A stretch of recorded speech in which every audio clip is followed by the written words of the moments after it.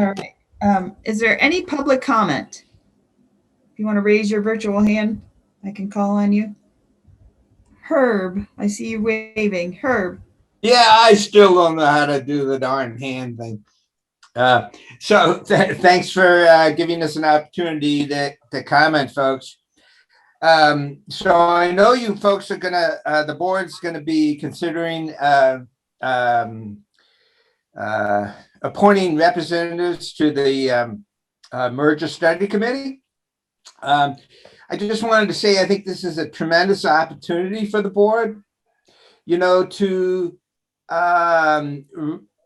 reach out, and I think it's important that you appoint someone who supports the right of elementary schools in our district to vote on whether or not to close.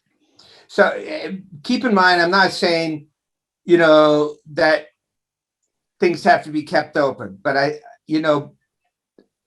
under the Articles of Association, whether people agree or disagree with, attorneys or whatever, it's seen as we had this right to vote. So and that's in jeopardy, with potential jeopardy in a merger situation, because the merger committee could decide to merge and in the process develop new articles of association that delete the current provisions in our districts in terms of the right of members of member towns to vote. I think this is important for a couple of reasons.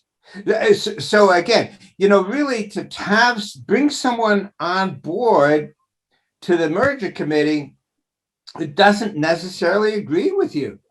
I think this is really important in two respects. First, in terms of developing some community trust in the process. Perceptions are important. Do you want to be perceived as a big tent or a sort of a narrow group? And I guess the other thing would be, I don't know what's going to happen with the merger study committee. No one does. That's going to be up to the committee members. But if they decide to merge and they decide to do so with articles that don't affirm the right of, towns to have a vote on whether to close a town, I think you're going to jeopardize merger efforts. So for both those reasons, and maybe others too, I urge you to appoint someone on the merger study committee who might not be totally in sync with the board or the district, but that will be able to give a different perspective and build some community trust. And if they eventually go with merger, help with the success of the merger effort. Thanks for listening. Thank you, Herb. Paul Forlenza. Oh, you're still muted. Thank you. I wonder if during this meeting, you could tell us who is on the merger committee, if you've chose those folks, and if so, how they were chosen. I would appreciate it. Thanks. Okay, thank you. Any other public comment?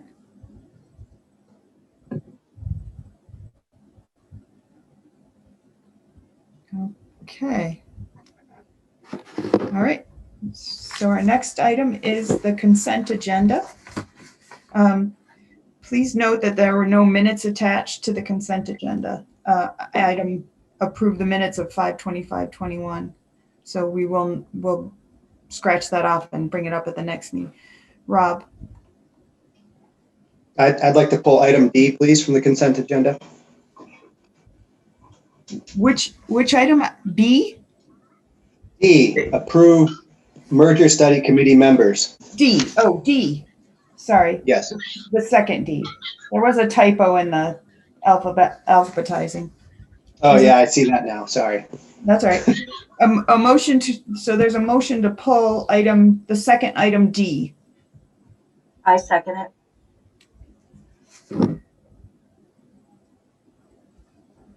All right. Okay. Dave, you have your hand up? Is this around pulling this item? I have a different motion, so we guess we should deal with this one and then please recognize me. Okay. All right. So, Rob, the reason you pulled it? Yeah, can you hear me? My internet's been breaking up. I guess big picture, I don't believe that this is a consent agenda item. And I say that because this group of individuals, by statute, has incredible power. And just to speak to some of those, to the extent they could recommend the dissolution of our district, our current forward-thinking articles of agreement, our current board of directors, they could recommend the closure of any and all of our schools. They have the power to rewrite articles of agreement that strips towns of their right to vote on the closure of their town school and or commingled towns and keeping Mount Abe open. They could create a new board of directors, or they're tasked to, that could possibly not have granted representation from each of the towns in this newly possibly formed district. These are, powers that this group has, and we as a board, we don't have necessarily any sway. That they go directly to the state with that. And so I think it's important that we as a board, that we take ownership, we take responsibility, and we acknowledge this power. And that to put this on a consent agenda, a group that unfortunately was selected unilaterally, have not seen the names, the 20 people that put their names in the hat, which I really, really appreciate, or seen their letters to accompany. It just is not a good example. It doesn't sit well with me. It's been referenced that there's historical precedent for this process. Our district has never gone through this process of trying to create a merger study committee to merge with another district. So there's, in my opinion, there's no precedent. I think we're a public body. We represent, our towns, our community. We're publicly funded. We need to go through, at least if anything, a discussion in regards to the acknowledgement of this group of people and their power. And I'm not necessarily here to decide who's on that committee. That's not my intent. But to put this through on a consent agenda, I just completely disagree with. Thank you. Kristen. Yeah, there's guardrails. I just want to tell people that we have to approve anything that comes out of that, and then the voters have to approve anything that we send out. So there's a lot of guardrails, and I would think that if any radical proposal came out, that would be stupid, and that would not happen. And that last time this happened, Rob, we had a lot of boards, but the board members on that committee would come back and talk to the other board members and say, what do you think? What do you think? What do you think? It's not just a silo. And so it would be something that we would all be talking about together while that's happening. So yes, a meteor might hit the earth, but hopefully it won't. And we have guardrails so that committee can't just go willy-nilly to the state and impose something on us. There's double vote out of the board, vote of the towns from both districts if it got to that point. And we will be having discussions in board meetings about that and maybe suggestions we have. So it is important. It's a very important committee, and it's not a silo. Brad? Well, I have a bit of a mea culpa here. My first board meeting when I joined the board, a couple of months ago, was the meeting, between the Virgins folks and the MAUSD folks. And admittedly, I had, little background information about the 706 mechanism. And my takeaway, from that meeting was a desire on both the MAUSD side and the Virgin side to explore opportunities for, sort of addressing the demographic issues that our communities are facing, together with the challenges of the spending limits. And I'm all for that. I think that the having these kinds of conversations with Virgins is really important. I would also support having the conversations with the other district in our region, but as I understand it, they're not interested in doing that. So after that meeting, and kind of looking back at what was decided, I did undertake to do some due diligence in the statute, and what struck me is that the powers that Rob just outlined are very much there. And I don't necessarily agree that it's not siloed, or at least it's not potentially siloed.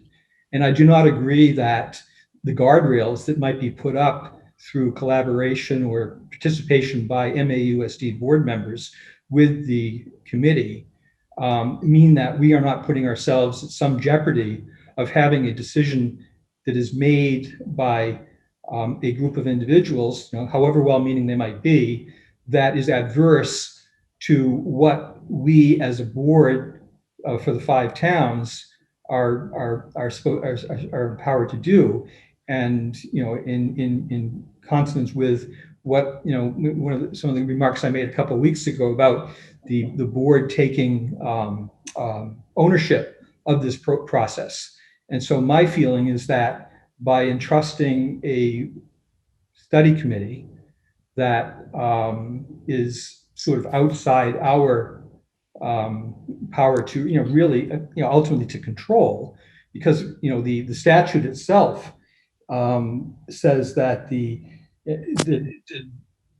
excuse me, the statute itself, says that the MAUSD board and the Virgins board, have the right to review and comment on any decision that is made by the study committee.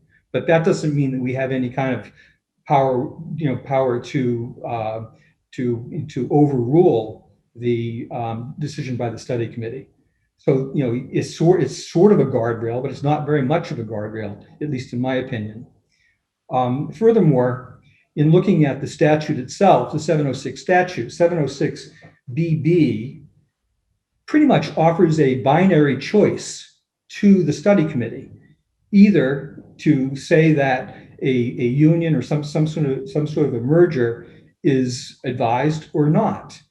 And in my view, again, thinking back to the conversation we had with the Virgins folks, last month, there was much discussion about, broadening the, sort of the mandate and the charge of the committee to other, other opportunities for collaboration, and or consolidation.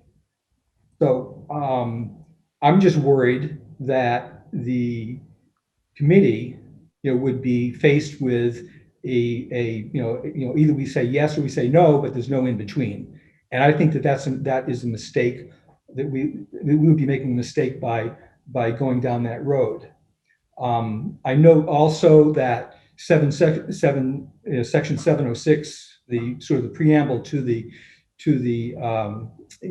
this mechanism, states unequivocally that there's nothing in the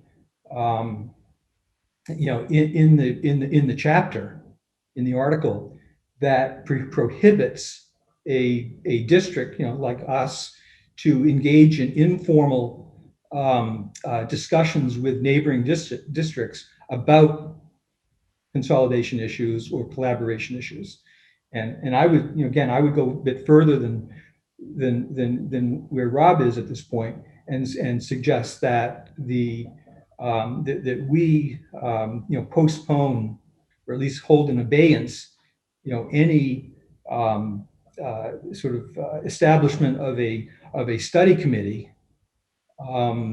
pending perhaps appointing a MAUSD committee that could collaborate with a Virgens committee on the issues that we're really concerned about, and that is, how do we address the the demographics and the financial, budgetary issues that are so oppressive right now, and we can do that without sacrificing our ownership of the process, and taking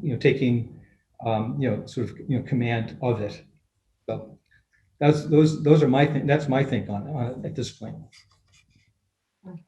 Kristen? Nope, you're still muted, Kristen. I put my hand down, but I didn't do that. So I agree that defining communication and input would be really important. And just for some historical perspective, in the past, when we had many boards, there were times when, for instance, an issue was coming up and it was something all the boards had to vote on. And I remember one time I was the chair of the Moncton board at the time, and I went to them with something that was being considered, and then went back to the group that I worked with to say the Moncton board won't support A, B, and C. So it's not going to happen unless you compromise. And that's what we can't do here with the pandemic. We don't see each other in rooms.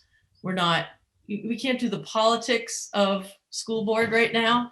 So again, I agree, we need to define communication and how do we get input to our members on that committee. But in the past, those members would have come to a meeting and gotten input from us about, hey, we're thinking about this, or hey, we're thinking about that. And we would take a straw poll or whatever to see if that is a direction that the board agreed on. Now, I don't know if we will, I would hope that we would need to do something like that with this study committee happening, and we did it with the previous study committee. So just because there's people on a committee doesn't mean that they're the only ones there and they're not conferring and consulting with the other members of the board. So whether we need to make a formal group that does that, I would prefer that we all did that together. But that's how, when the board wasn't in pandemic mode and people could actually sort of politic about things and talk about it in different ways than we can now.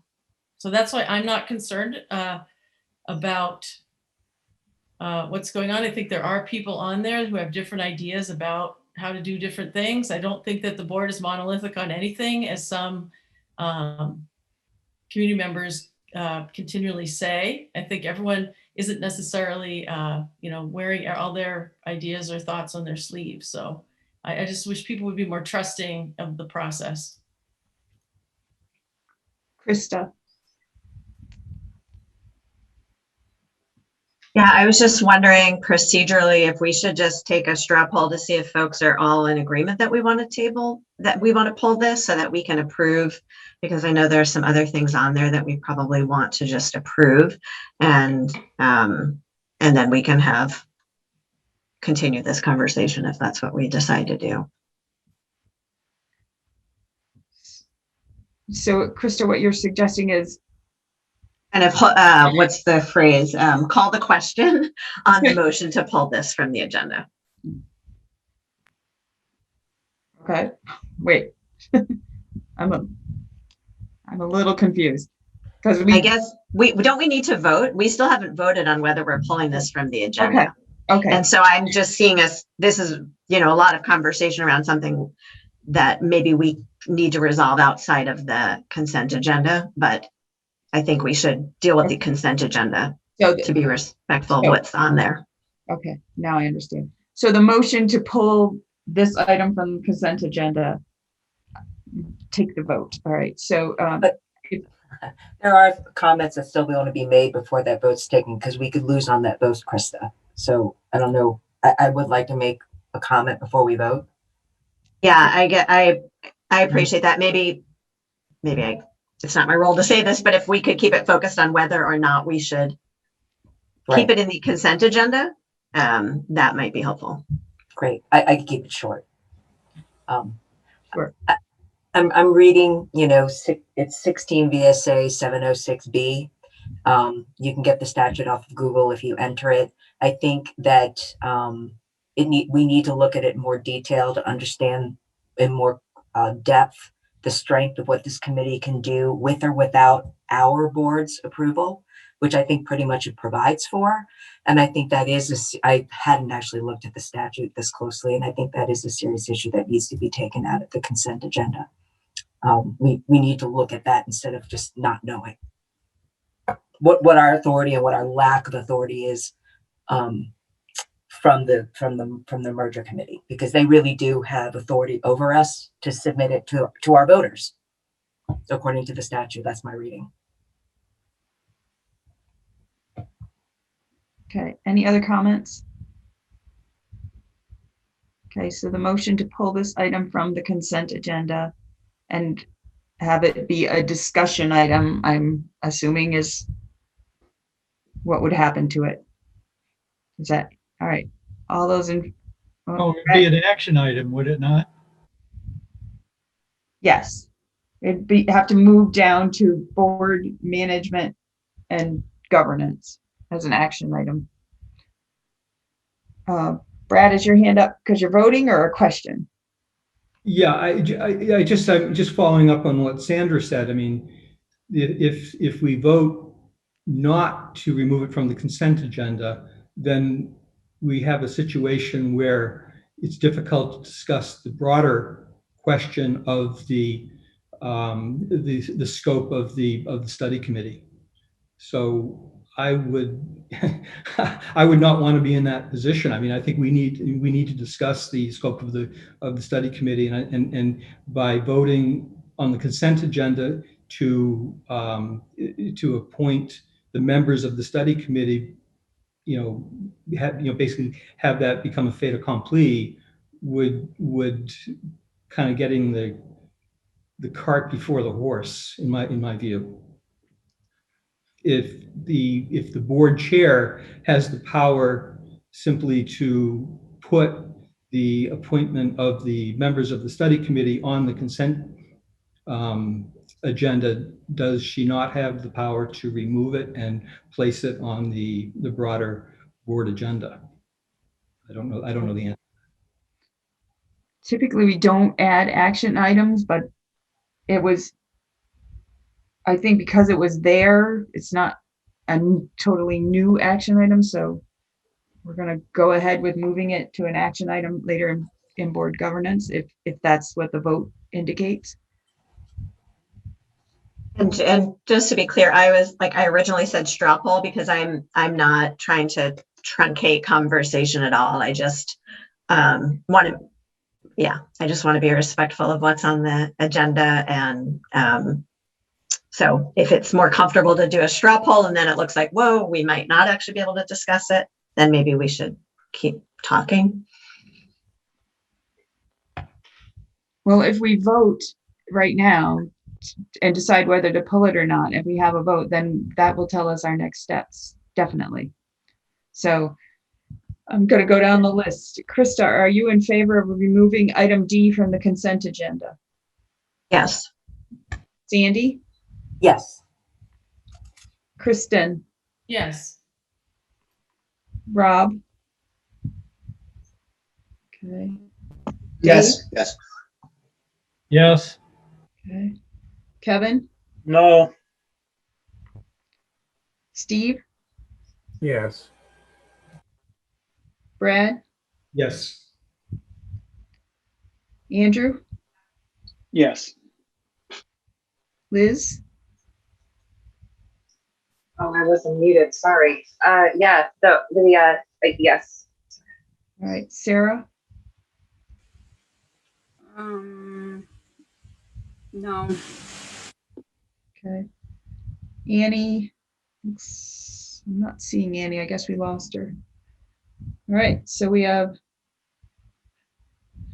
9 in favor of removing it and as from the consent agenda and moving it down to board governance as an action item, and 2 opposed. So the motion carries to remove it from the consent agenda. Okay. So, all right. Dave, Thank you. So I was going to move to have other things removed from the consent agenda, but for now I'm not going to do that. I do think, however, that as was obvious by the disposal of the first motion, we pile too many things that need discussion into the consent agenda, and then whoosh, they're gone all of a sudden, and we didn't have a chance to talk about them. So in general, I would encourage the chair to place non-controversial items on the consent agenda. Thank you. all right. All right. So the remaining consent agenda items, which we don't have the minutes for the first A and that D has been pulled, but is there a motion to approve the remaining consent agenda items? So moved, Andrew. Andrew? Second, Krista. Okay. All those in favor of approving the remaining consent agenda items, please say aye. Aye. Aye. Any opposed? Do we have an opportunity for just any discussion on the consent agenda? Nope. No, okay. Okay, so the motion passed.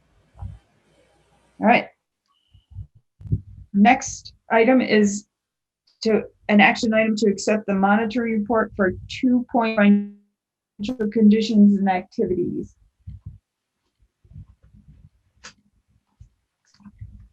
So moved. So moved, Andrew. Krista. Oh, Andrew can move it. I'll second it. All right, Andrew and Kristen. Okay, any discussion? I do have one worksheet from a board member who sent it, and I will attach that with the response form when I submit it. Any other comments? Rob? I think it's item 4, number 4 under that. Patrick, I saw you reported non-compliance. So just curious what the follow-up is on that.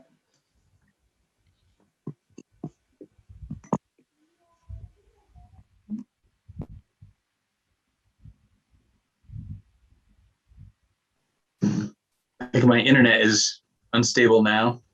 Sorry, I'm out on vacation in Colorado and the internet's iffy, and the family just got back from something, so I had to relocate. I'll do my best. Let me just pull that item up.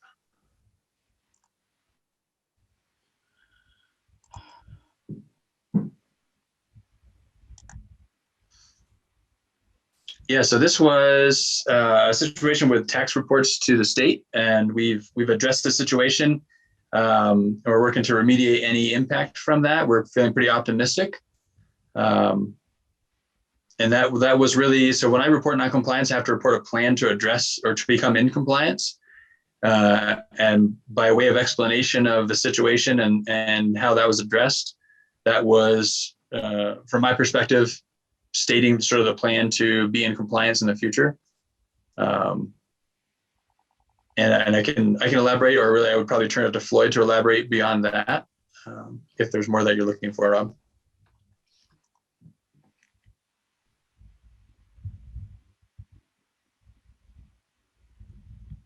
I missed, Rob, were you looking for more than that? Okay, sorry. All right. All right, any other questions or comments for Patrick? Okay.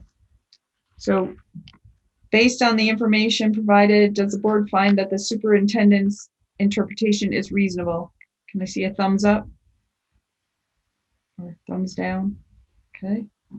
Does the data demonstrate the accomplishment of this interpretation?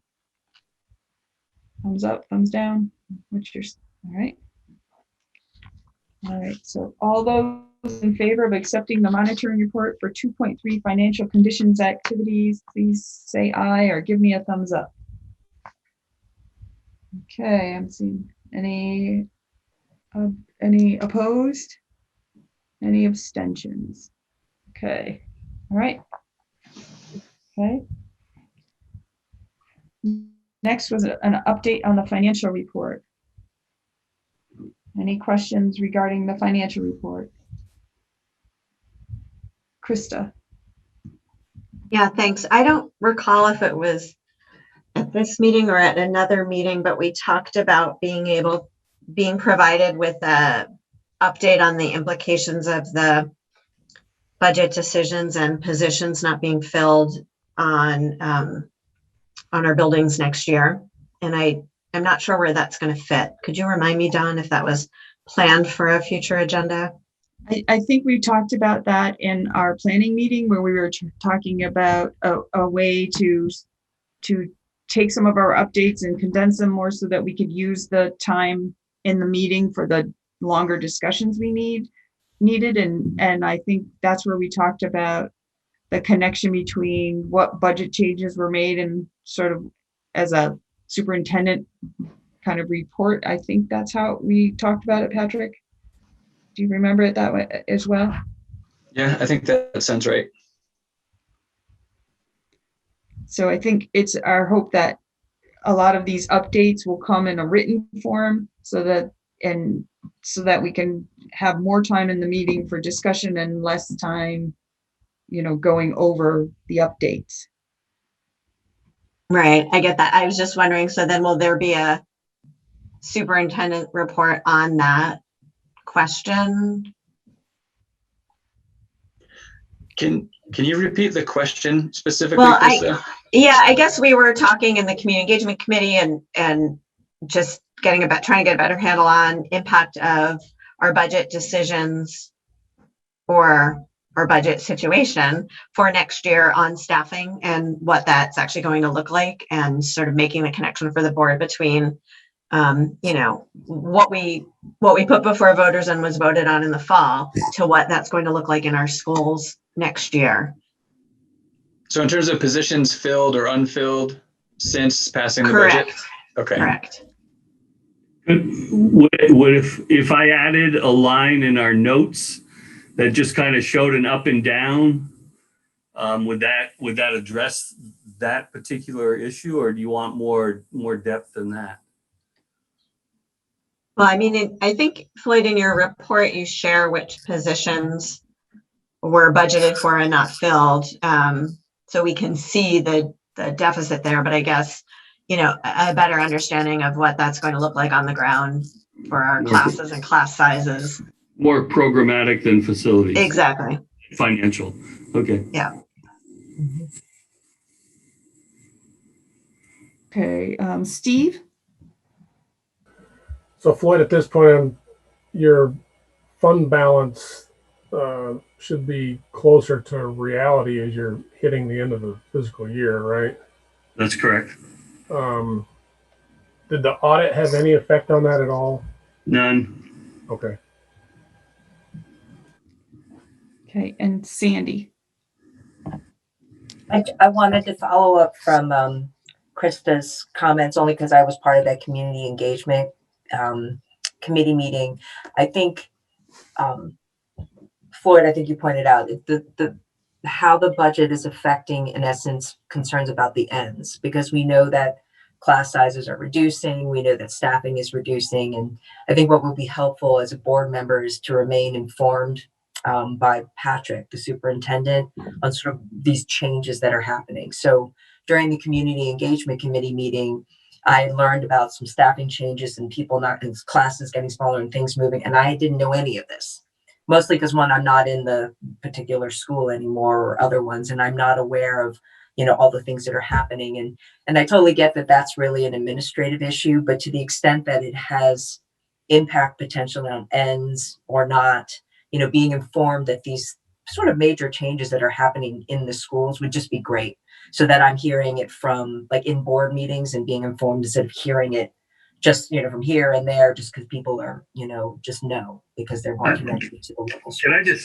Can I just speak to that quickly? I was at the Sure. community engagement meeting. I think Patrick was out of town. I'm not sure who else was there.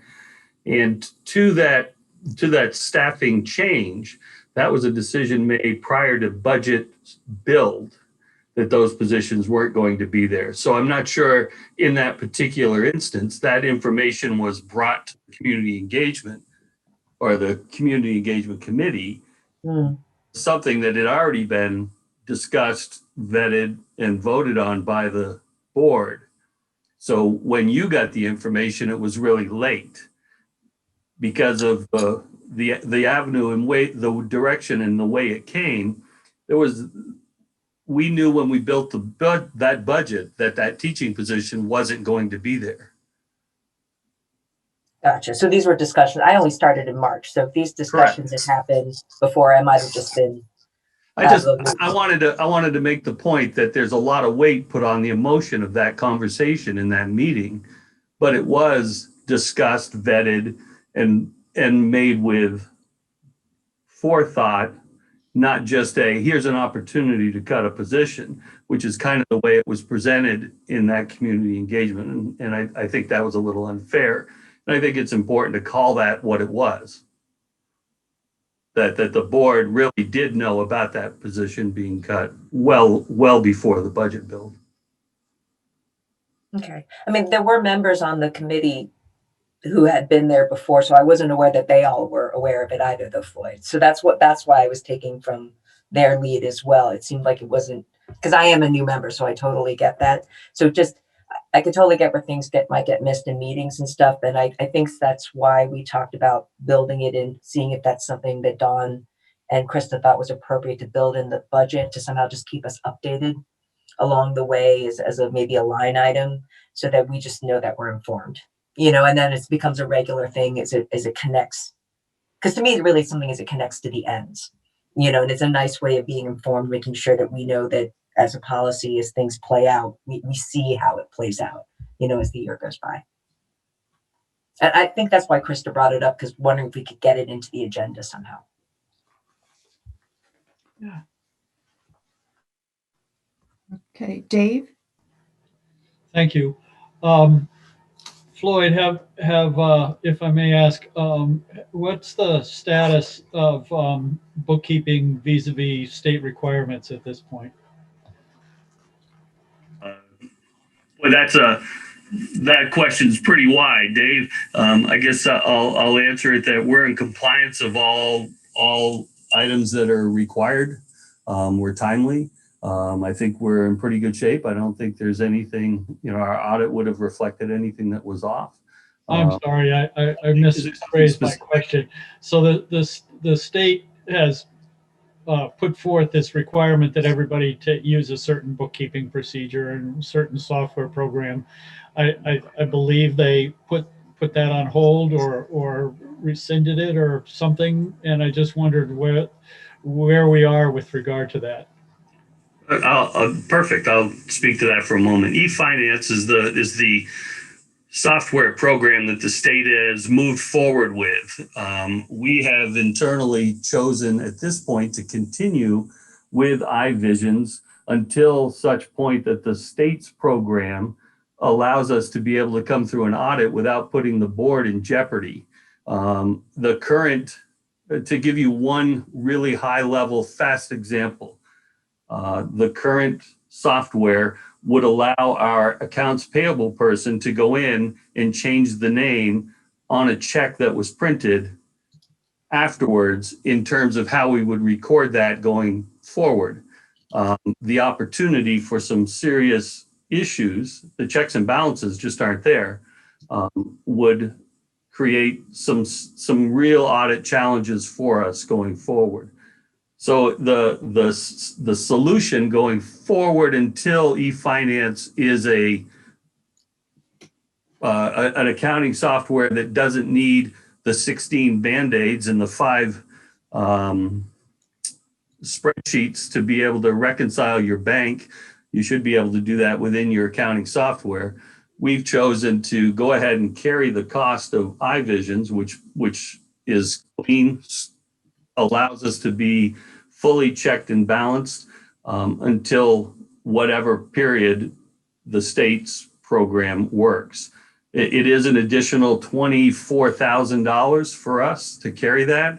We have a crosswalk so that we'll be reporting exactly what the state wants to them. So all the data, which is what drove this decision on the state's end, will still be good. We'll be in full compliance with that, but we'll also be bulletproof from an audit standpoint. And more importantly, we'll have systems in place that don't allow for any circumventing any issues, creating issues, and allows us to be good stewards, allows you guys to be good stewards of the community money. I mean, truly, it's your fiduciary responsibility, which is why when we talked about it a few months ago, the decision was pretty clear that it was money well spent. Thank you, Floyd. I take Sure. it from your comments that nothing has changed, even though there was action taken by the legislature, but that has not resulted. The legislator, sorry, sorry, that hasn't resulted in any changes for you. not yet. I mean, we haven't seen any changes really from the software that would create confidence for us to protect the board and protect our community. Thank you. Sandy? Oh, your hand's still up. Okay. Any other questions regarding the financial report? Okay. How about the update on the facilities projects?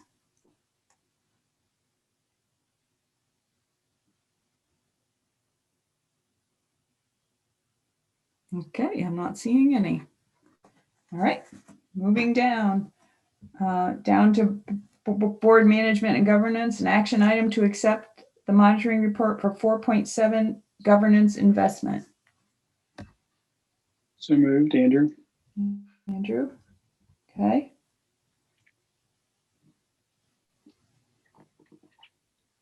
I'll second it. Sarah Rivero. All right. Any discussion? I do have one worksheet that I'll include with the response page from a board member. Okay, I'm not seeing any comments or questions. Based on the information provided, does the board find that the interpretation is reasonable? Yes. Yes. Okay. Any no's? All right. Yes. Does the data demonstrate the accomplishment of this interpretation? Yes or no, or your choices. Okay. All right. So all those in favor of accepting the monitoring report for 4.7 governance investment, please say aye. Or give me a thumbs. Aye. I'm seeing thumbs, thumbs, thumbs. Okay. So the motion carries. All right. The next action item is to accept the 2020 audit.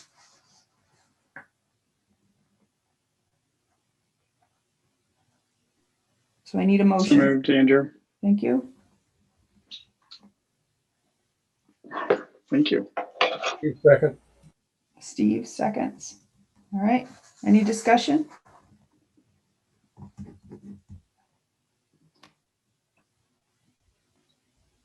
Okay. Not seeing any. All right. All those in favor of accepting the 2020 audit, please give me a thumbs up or say aye. Aye. All right. Any opposed? All right. Okay, that one passes. Update from the Community Engagement Committee. The subcommittee of the Community Engagement Committee submitted some content for the Addison Independent column. So that was included in the link in the agenda. Any questions or comments?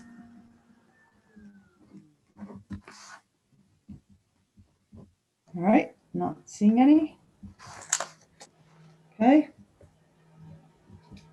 Next is a legislative update from the VSBA. Dave, do you have anything to share? Not much. I've been on vacation in Colorado, and then I've undergone surgery, so I've kind of been out of the loop a bit. There is going to be a veto override session, but there's really no new news except possibly to say that the negotiations have started for the new healthcare provisions for school employees across the state, and the state, the Vermont School Boards Association has issued a press release on that, and you can find it on their website. But basically, it's the employer's perspective that they want to contain costs and get adequate health care for employees. Okay. Any questions for Dave? All right, moving along. Next is an update from Nate Levinson and his company, New K-12 Solutions. So Krista and Patrick and Nate and his two associates, Carla and Zach, met I think it was last week or a week, 2 weeks ago. I don't know, my weeks are blending together. And we talked about some of the questions we still had. We got some answers to those. Nate and his team worked on some communications that we could use, and they were interested in learning about things that we have already communicated. So after that meeting, they shared some stuff with us. We shared some stuff back so that they are up to date on what we've been doing, and they're going to work with us around communication going forward. So we'll all be working together. They did help draw up a timeline, a rough timeline. It's not, specific dates, but it's sort of monthly that Krista's going to bring to the community engagement subcommittee. Is that right where we are, Krista? Yes. Well, we're looking at, right, that communication out to the community around the timeline and the work for Nate and his team. But then I think you have something else around communication to the board that Carla also shared. Oh, because I did send a message out to the authors of all the proposals, introducing them to Nate so that process can begin. I've seen, I think almost everybody has responded back to Nate about that. And now You know what, and I might need to look at it also. It's been a little bananas for me also in the past week or so, but I think that what we got from Carla is a really good starting point for regular updates to the board, either them coming to us like at our August retreat or communicating through Don and Patrick and I. And she also provided a draft that we could put in our own words to send out to the community, informing them similarly. Right. I did that one. The communication schedule and plan did slip by me. Things are just so crazy. I had the other document. Yeah, so I can share this out with the board, and we can attach it in our minutes. I didn't feel at all from Carla and Nate and Zach that this is all concrete. This is, this date. I felt like there was some ebb and flow to things if it was necessary. But I can share that with you. I will do that and then get it into the minutes.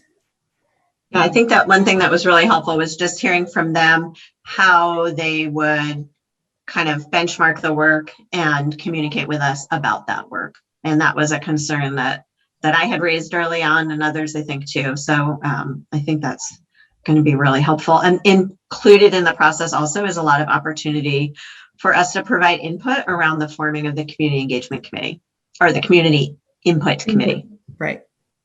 So, and that was another concern I had. So.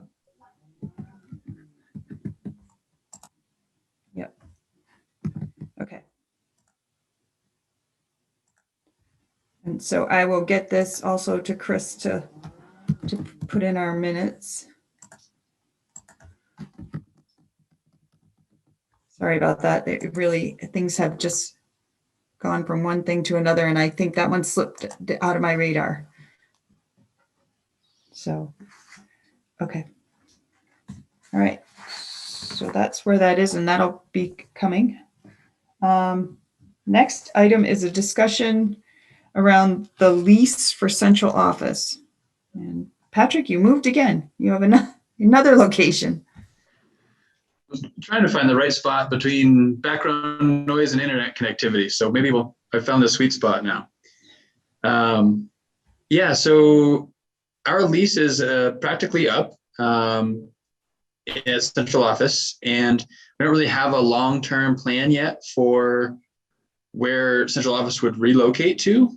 So we need to start thinking about renewing a lease for our current location. I think that makes the most sense right now as we try to figure out our long-range planning. And so we need to really think about a term for that lease. Floyd has been in talk with Kevin, who's our landlord now, Kevin Harper. He's very willing and interested in a lease, but just wants us to have a lease and have something in writing. And the expectation would be that he'd hold us to that, which is fair. So, our thinking, as Floyd and I have talked some, and as Floyd talked some with Kevin, Floyd, we've talked about a few things. So jump in at any point. But I believe what we were thinking was probably a 2-year lease with a 1-year option for a third written in there, is what we think buys us enough time to get to a point where there's a decision about long range planning, and also time to actually move locations, right? So a portion of time, say it's 18 months to actually make a decision about what the long range plan is going to be. We would then need several months to actually make the move from central office to a new location. Presumably some sort of upfitting would need to happen, et cetera. So all of those factors combined is what has us thinking about a 2-year with a 1-year option on our terms. So if we opted for that third year, we could exercise that. Presumably we'd have to give 6 months, 8 months notice, maybe a year, something like that to Kevin. But that is something that I think we could work out. Floyd, is that consistent with what your recollection is? Yeah, I think that's pretty much the crux of it. Is we can't move fast enough to be out at the end of our lease. 1, 2, there's a big dollar on any upfit, and that would need some conversation certainly. And then finally, Kevin has treated us really fairly, and it's important that we do the same back to him with a lease that gives him time in a pretty tight commercial market to be able to secure another tenant, and then move forward with whatever that upfit is for him. And I think that you hit all those pieces. And I think the initial talks, Floyd, are suggesting that Kevin's thinking increases somewhere around consumer price index. So he just wants to tie it to the CPI. Yeah. Yeah. So usually hovering somewhere in that upper 1s to about 2%, I think is probably what we'd be looking at. Dave has his hand. Thank you. I like it. I think it's conceivable if we decide to act promptly and deliberately, we could get out of there in 2 years. But the option, I think, is critically important in terms of, maybe, government works slowly, and the notion that we would be spirited enough and that we could find contractors to refit. I mean, finding contractors to do anything right at the moment is extraordinarily difficult. So I think it's the appropriate path to take. Thank you. One additional piece, Dave, that we're considering really strongly is wherever we end up, how can we use the HVAC slice of the COVID money to better position an office space and also do better for those students in whatever building we may be in. And trying to look at that from a holistic standpoint for both offices, which are going to be there during the summer, and a opportunity to have summer programming in whatever space we end up in, because we would then have the ability to cool the space for that programming. So that they were trying to, in addition to figure it out, find the path forward under COVID as well. I think I agree.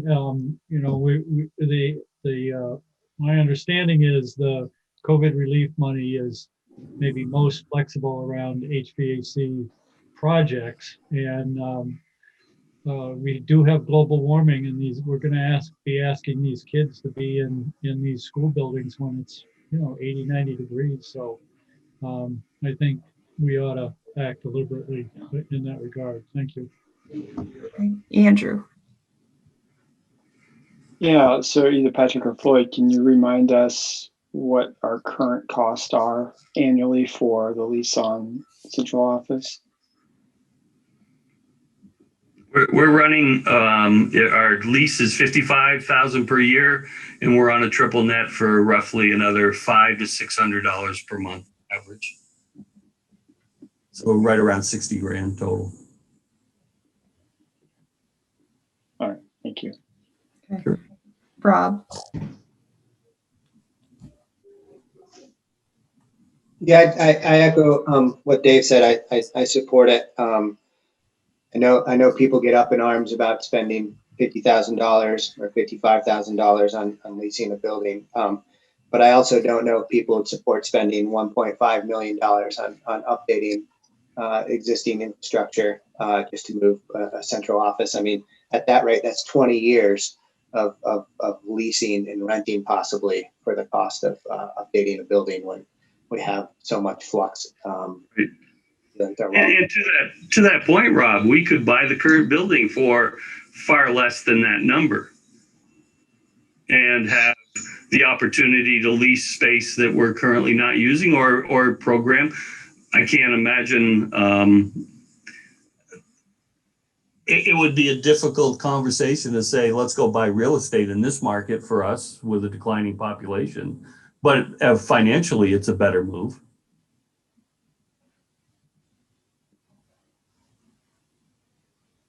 Okay. Any other questions around the lease for central office? Do we have to vote on that today?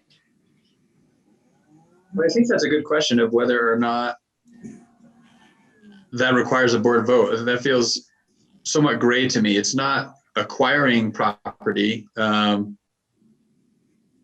yet it's a commitment as well. I'm trying to think. We have an agreement with the town of New Haven for the town hall and that use that I don't think necessitated board action. But this felt really important to have this conversation with the board to get a sense of what direction to go. So if the board's comfortable with it, I think I have the clarity I'm looking for, and we can move this forward. Looks like you're okay. Okay. All right. Okay. Discussion around board retreat topics is the next one. And Patrick, have you heard back from Sue? I have not seen anything. No, and I sent another follow-up email recently, so I need to keep poking a little bit to see what kind of support VSBA is going to be able to offer for some of the topics that we're looking for. So I have to keep working on that. Okay, so we'll keep plugging away at that. Okay. All right. Okay, so that brings us to the action item to approve the merger study committee members that we pulled from the consent agenda.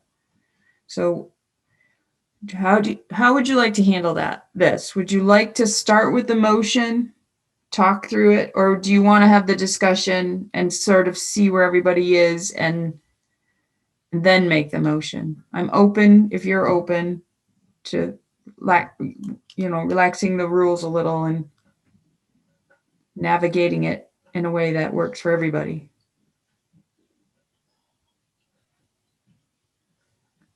Brad? I like the latter suggestion, but I'm open to either.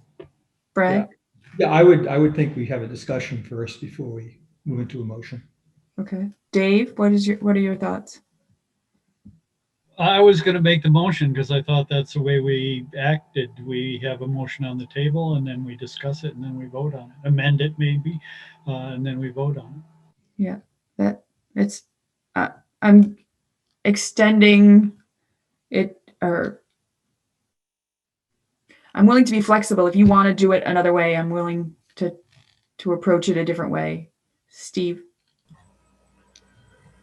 Well, I think some of the opinions that were being expressed in the earlier discussion were of such a varied range that it might be difficult to pin it down to a motion right off. Mm-hmm. I think it might be better to discuss it first. Okay. So how about for this? Let's go with the discussion piece, and I'll go through the list and from that we have, and we'll just hear from everybody, and then we'll sort of see where everybody is. So I think we've lost Annie. I'm not seeing her anymore. So Sarah LaPearl, do you want to start us? I apologize. I had to step away briefly. Is this about the merger study? Yes, about approving the study committee members. I'm a little bit disheartened at people's assumption that the really quite wide range of people on the study committee are not acting in the best interest of the kids and the taxpayers of our communities. I don't think, no matter what happens, there's still a vote. And I just think it's helpful to have really different voices on that committee.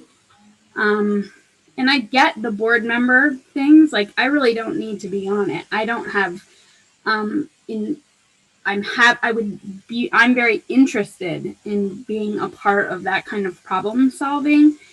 But I just think there's a lot of voices that are on that committee that we have not heard from, and that would maybe act in an effective way on behalf and work really well with a new group of people. And I would imagine that the board members that are on it generally take somewhat of a back seat to the discussion and become like liaisons about and help with the process and relay the challenges. But we have to appoint a merger study committee, and I'm a little confused as to why this is problematic. So I am totally fine with accepting the merger study committee. All right, thank you. Liz? So my thoughts are that yes, because that there would still be room for input, right? Like we'd still be able to do comment and write emails and all of that good stuff, because the way that I understand my role possibly could look like, I mean, I like it. I like how we're talking about handling the student. I like the idea of Bella being not necessarily required to dig deep in all the conversations, but to be a part of the communication and like being a part of some feedback loop between staff and students and the committee as well, and focusing on communicating amongst everyone who's involved. And I would just pick apart two things, because in the earlier conversation I heard discussion about who was on the committee, but we're not discussing the charge to the best of my knowledge at this point. We voted on that with the other board, and when we changed something, they then had to re-vote to change back with us, right? So we wouldn't be to my knowledge, maybe just how we handle the charge, right? Okay, Andrew? I guess I don't have really a strong opinion about it, other than I have faith in the folks who will pull this to do the work of the committee, and that there will be feedback from us on the board, and we've got board members on the committee, and there's a process in place, and I have faith that people will be doing the right thing, even if it may be divergent opinions. But I feel okay with it. Okay, thank you. Steve? Here we go. So I think I understand the concerns that are being raised about the fact that you could be letting a horse out of the stable with no reins on it. And I think if we were going to try to address that, I think Liz is right. I think the way to do that is with the charge, because regardless of what the state statute says about 706, if we're forming the committee, and that us means us and the gens, that the charge can be modified to require them to do things that the statute doesn't. So the charge can be modified to say, we want to be sure you're looking at other options and reporting on other options than merger, if that's what makes more sense. And also that before your recommendation goes to the state, there will be a binding vote by the boards. And I don't know if that's possible to float those balloons to Virgins and see if they would be amenable to modifying the charge to include those topics. And that way people could continue on with the forming of the committees and doing the work that I think people want them to do, and folks could relax about the implications of it. Okay, thank you. Kevin?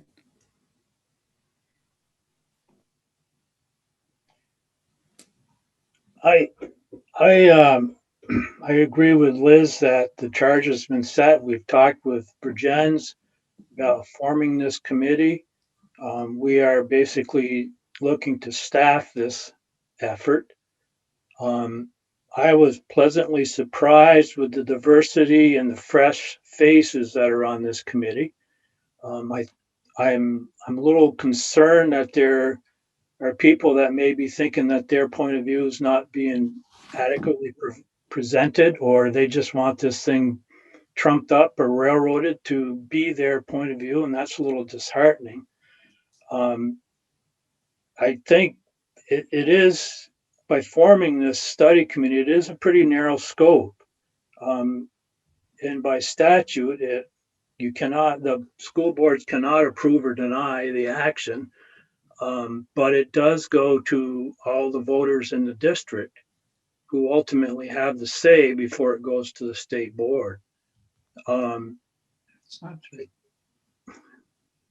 Who said that? I didn't. So maybe that stands to be corrected, but that was my understanding. They're going to be acting independently. And I understand that.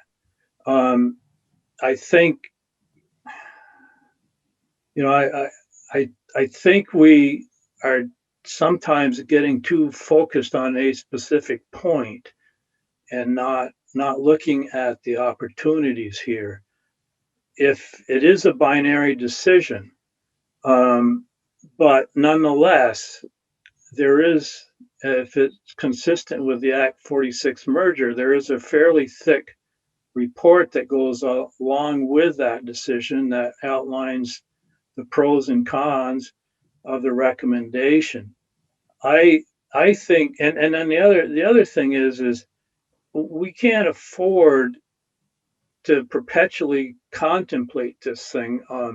We've already got a schedule that's been laid out that's aggressive, that we've debated as to whether it's realistically, once the committee sits down and start looking at their task. And I think it's unfortunate if we start dragging this out to a 2-3 meeting debate as to the where we're gonna go with this thing. So obviously, I was okay with it in the consent agenda, and I'm still okay with going forward with the proposed slate.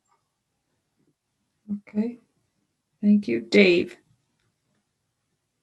Thank you. So I'm okay with it. As one of the appointees, I would pledge to be in communication with the board and take advice from the board as a whole. And I approach the whole process open-minded, with recognizing the demographic challenges we have and wanting to do the very best job of educating our most valuable resource in this state, our children. All right. Rob? Well, my original motion was just at least have a discussion. So I appreciate that we're having this discussion. And that's why I just didn't think it was appropriate in the consent agenda. I moved not to try to change who's on the committee. I appreciate 20 people putting their names forth. And it's more of a process piece of just, I would love to see who those 20 people are. I'd appreciate to see their letters. I'm very thankful. I'm thankful that the board members who put their name on this committee, I appreciate them and their insight. And I know this is not going to happen in a silo. It's public, and so we can attend these meetings and offer our insight. But I think when I reflect back on that joint meeting, I just hope that the committee moves forward and really considers the fact that a lot of people did express the idea of something other than maybe just a fully unified district. And that being said, I think I also agree with the email that, and this is sort of separate, but at the same time completely tied to it, that Herb Olson wrote in regards to, we have two trains right now in regards to the Nate Levinson's train and the merger study committee train. And in a worst case scenario, they're on the same set of tracks, coming directly at each other. In the sense that we could go through all this work in the fall as our own district, come up with a solution that financially works, that meets the needs of all of our students, and that could look something very different than a unified district between our district and Addison Northwest. So that's just my one concern, is that I'm not saying that will happen, but it could. And the other point is, like, I agree with Brad, like we need to sort of take ownership. And I think, not doing our due diligence just to even see the list of people who put their names in the hat as a board. I would just, that's why I was hoping we could see that. But I appreciate the discussion, and I know that people have their hearts and their heads in the right place. I'm not trying to skew the committee to think like myself, or other folks in different communities. I just think that we need to take ownership and say, all right, this is the process we're going through.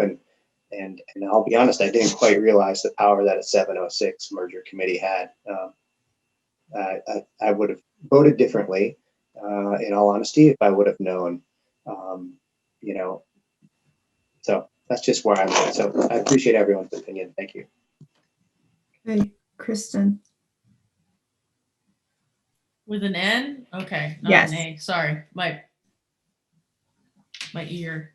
So I think that if this integrity and if this process and all the people in it have integrity, that I have hope that people are gonna think out of the box, and whether we end up doing a complete merger or we end up having classes at each high school that are taught by one teacher at Virgins, and there's 20 kids in each schools taking part in the class. Who knows? That's why we need information. We need to think out of the box. We need to be hopeful. We need to, talk to people that know about these things. How can we make our high school top notch? And so that's why we just need to do the process. If there's anyone on there that doesn't have integrity, what do we do? Just listen. Let's ask really important questions. I'm glad that Dave said he will communicate, but I just sense just a lot of distrust. And again, I wanted to mention something I mentioned before.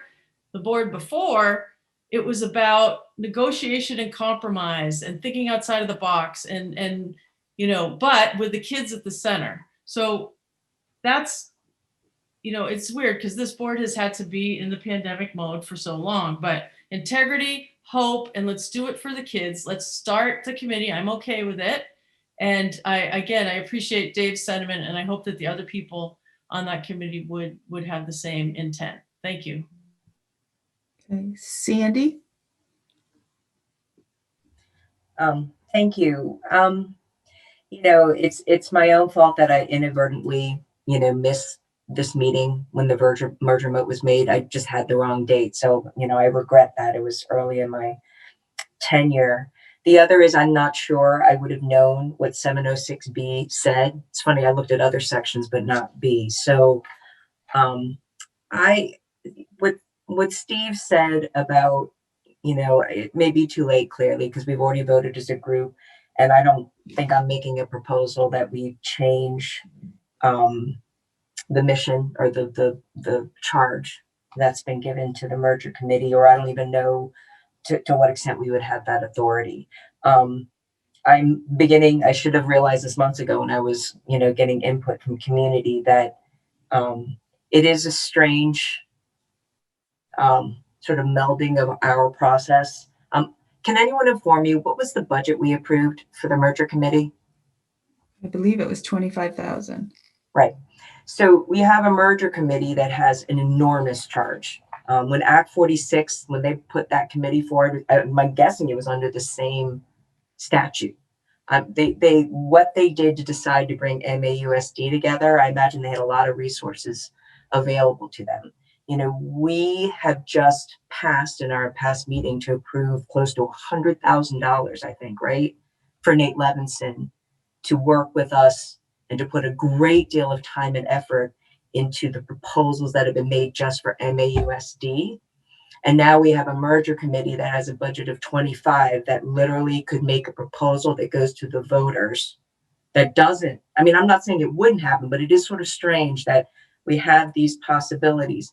I agree that I have a lot of faith with my community members, the board members. I know a lot of them that are listed, and so I have a lot of faith in their ability, but it is interesting that we are investing so much here at MAUSD to not have any say if they say, our suggestion is to close your high school and we're going to put it to all your voters. I'm just putting out the extreme, right? And we're going to be like, what are you talking about? We're like working on potentially something else or different. So I'm not saying that they're going to do that. I think there'll be input, but this statute gives them tremendous authority, more than I even realized until I've now read it like 3-4 times over. So it's just something to keep in mind as we go along. And if our worst fears start coming forward as we start things developing, maybe then as a board, we have to say, is there something we need to do?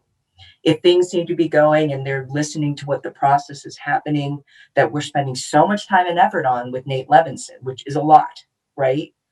And if we're not being listened to while we're doing that process, we might, as a board, want to take notice and decide, well, what's going on with this process? Because it is going off the rails. So at this stage, I'm hoping if we see things are going off the rails, we can act, and that we don't wait too long before we really start expending so much time and effort and to have it being crossroads. So my hope is that doesn't happen. And I'm just hoping we'll just be keeping our eyes open. Brad, did I skip you? I think I might have skipped past you. Did you have a chance, Brad? I tell you, you're talking to me, Diane? Yes, right. Yeah, I haven't talked about. I think I want to make sure. I'm a little concerned that some of the my colleagues here may have misinterpreted some of my earlier comments. I'm fully supportive of the study committee I think that the makeup is tremendous. I think that I have absolutely no sense that they lack in integrity. All I'm suggesting is that perhaps, the plain language of the 706 statute says that a district may engage in these kinds of discussions informally without the structure that 706 BB gives us. The problem is and I agree with what Kristen said. I mean, we want to be able to think outside the box for the betterment of our education, of the education of our kids. However, 706 BB, as Kevin said, it's binary. They either approve a merger or they don't. And so how do you get to sort of think outside the box when you are so constricted? So my sense is I don't see what I'm suggesting in my remarks is not radical at all. It's basically is more liberating and allows us, as I've said a couple of times, to take some ownership. We can have a committee, the committee as proposed, by Dawn. I think I would support that. I support the process, the suggested timelines. Everything would stay the same. But I would suggest that we strip away the constrictions of the 706 statute, because I think that limits us. And again, I think we're not, in my view, I think that we are not taking ownership of the process in the way we should be. I'm all for getting diverse voices and getting and not certainly having this thing sort of led exclusively by board members and having a range of opinions. But again, I just think that the statute puts us in a box, and it's a very and I don't think it's going to happen. But I'm kind of a conservative guy. It could happen, and I want to take steps to make sure that what we do is in the best interest of us as a committee, and certainly by extension the kids in the schools. So again, my proposal would be to do everything as we're doing it, but strip away the 706 constricts. Okay. And then I'm just going to I see your hand, Steve, but I'm going to let Krista go because she's the last one who gets to share her thoughts. Oh my gosh, I don't even know what my thoughts are. In the distance, I see a group of my kids and some other kids, and I'm thinking, I just hope we figure something out for them that is going to work for everyone. First off, I support the configuration of the committee. I think it is good for us to talk about how those decisions are made in the future so that we don't have any issues of trust. But I do believe that the makeup makes sense, and I'm comfortable with that. And I like that. I think what I understood was that there were 4 board members and 4 community members. It seems like a really balanced group, and I think it's really important for us to hear from a diversity of people. I think it's also our huge responsibility as a board to ensure that we, have the pulse of our community. I have no doubt that we will hear from folks about how they're feeling, and that we can be clear with the board member representatives of that committee about what we're hearing. I think that's really important. I want us to be able to move forward because I think that we need to get the answers to these questions to better understand what our options really all are. And I don't see a conflict with Nate's work because I think that putting together what we can glean from the proposals after his team helps us to better understand them in an apples to apples way, and then looking at recommendation from this committee will hopefully present us with the whole picture. But I guess the one thing I'm a little bit unsure about is just the idea that could we have done this in a more informal way? And I think this is not a unique question to our board. I know that some folks from the Virgins board asked that question as well when we were beginning these conversations. And to be honest, when we start talking about statute, I glaze over. I'm not an attorney. I'm a community engagement person. So I just sort of hope and am an optimist and think that we'll do what we need to do, get the input we need, and it will all work out in the end. But, I am wondering about why it has to be so formal, and if there's something that can be addressed without those potentially concerning clauses that allow for authority we might not want this group to have, or what we could ensure that our board member representatives advocate for us to bring to the merger committee to put those more clear guardrails in place. So those are just my random thoughts. Okay, thank you. So Steve? So I also have really no issue with the committee. It's really just the process. I know in the discussion with Virgins, it was brought up as to how flexible we could be about our solution thinking. And as I recall, really the only argument that was made in favor of 706 was that we wouldn't have to come back and reauthorize them if they found that that was the route they wanted to explore. So I'm not really sure that even Virgins is all that sold on it. I'm wondering if it might be possible to just throw out a trial balloon and find out what's going on the other side of the Route 7 and, see if they'd be amenable to just softening the language and giving it more bandwidth and having a checkpoint in place in the charge. That's really my only suggestion. And if the rest of the board really wants to continue on with the committee and the charge as it stands, I'm supportive. It's just, I think that's the only option we would be able to throw out there at this stage of the game. I'm also not sure, is there some idea of when the board, when this committee would start their work? Is this going to be an August or September start for these folks?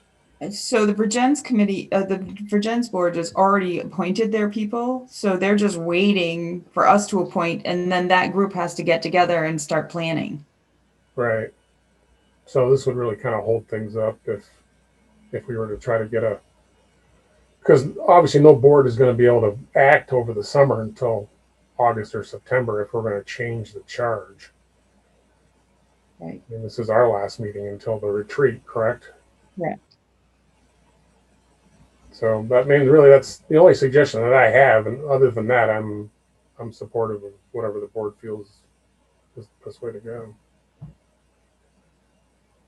Okay, Kristen Blanchett. So I would imagine that, the thing I'm most excited about this committee is getting information about how to do things differently. And if we have all that information and the groups decide, no, we're not going to merge, we can still use all that information to try to create plan C or whatever you want to call it. So I just am really interested to get a lot of that information, like I said, and just maybe the answer would be no to a merger, but hey, here's some other awesome things we can try.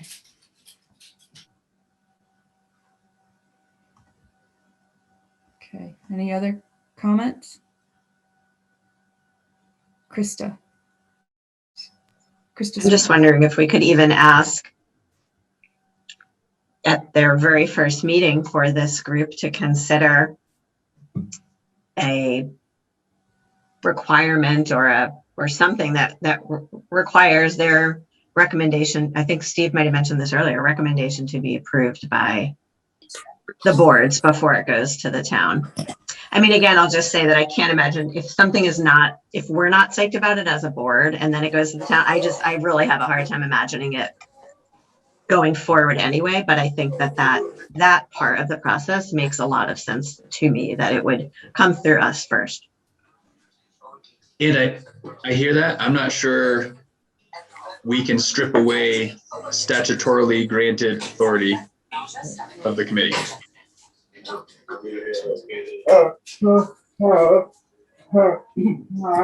Someone's unmuted. Liz, I think your mic's open. Okay. Brad and then Kristen. Yeah, I mean, I hear everybody. I mean, I basically agree with everybody. I just don't see what the downside is of stripping away the 706 language. We can accomplish all the same things. The only hiccup is that only problem is that we put a little bit of a hiccup in the, as Steve mentioned, in the conversations with Virgins. But I'd be all for getting this committee up and running sooner rather than later, and getting the information that we want. But not having the constraints that are imposed by the legislation. I just don't see what the downside is.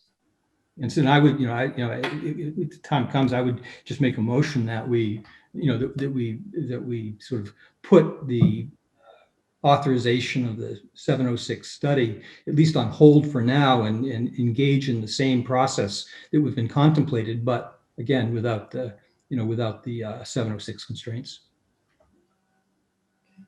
And then Kristen, did you have your hand up? No? Okay. Kevin. I am concerned that this gets dragged out to the point where we spend another month, 2, 3 debating on the finer points of if we're going to remain underneath the existing charter or change it. I sort of mentioned this before, and I think it's a very important thing to think about is at the end of the day, this committee is going to have to come up with a very detailed analysis, if you will, supporting their recommendation one way or the other. And we'll have, I would anticipate, or I would hope to see some in-depth discussions and rationale for the decision, irregardless if it's under the constraints of the statute that we've already approved, or if we lessen that language. And then I guess the other thing, somebody had mentioned that particular committee could change their structure or their charge, if you will, but I believe that would have to go back to both boards to affect that, and it wouldn't be within the responsibility of that particular committee to change that.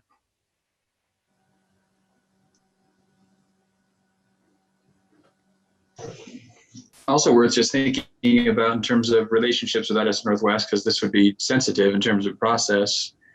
They appointed a committee upon the affirmative action of both their board and this board agreeing to form a 706B study committee. So there have been a series of official actions taken that prompted additional actions that starts to get complicated to unravel when it's multiple boards, and tricky spot for their board to go back out to the community and say, hey, so that committee that we said we were forming, we're actually not forming now.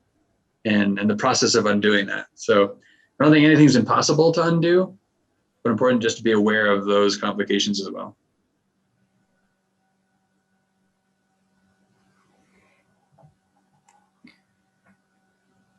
Okay. Through the course of hearing from everybody, I realized, this is going to sound silly the way I'm going to say it, I realized we're not all in person, because if we were in person, I would have brought a copy of the recommendation and passed it out to everybody, so everybody would have had it. So I realized that our public doesn't have that paper copy. So I will include it in the minutes, but I'm wondering if it's okay with everybody if I just take a few minutes and read through the recommendation, the names of the recommendations, so that everybody can hear them, because we've been alluding to them, but everybody doesn't have that piece of paper. Normally that's what would happen under separate cover. I'd bring a piece of paper and everybody'd have a copy, but we're not in person. So the following people are the people I recommended to the board to fill this committee. Troy Parody. Troy is an active community member, parent, taxpayer, and educator who lives in Bristol. Troy has broad connections with many members of our community, and I believe Troy will be able to support critical discussion and analysis and give careful consideration to this committee's work. Ed McGuire. Ed is a community member of New Haven, a parent and grandparent. Ed's experiences are woven with work with teens and beyond. Ed is a former educator board member. He serves on the Addison County Young Life Board and Addison County Teens. While employed in the district, Ed worked on the development of the personalized learning program at Mount Abraham. Ed's experience is rich with analytical experience. He was a retired engineer and leadership and teamwork. Mary Kate Kelly. Mary Kate is a former board member and Vermont School Board Association regional representative. She is currently a coach for the Mount Abe Virgins high school lacrosse team and has previous experience as an organizer of the youth lacrosse program. Mary Kate is a current member of the Moncton Select Board, and as a member of the LGBT community, she is strongly committed to equity.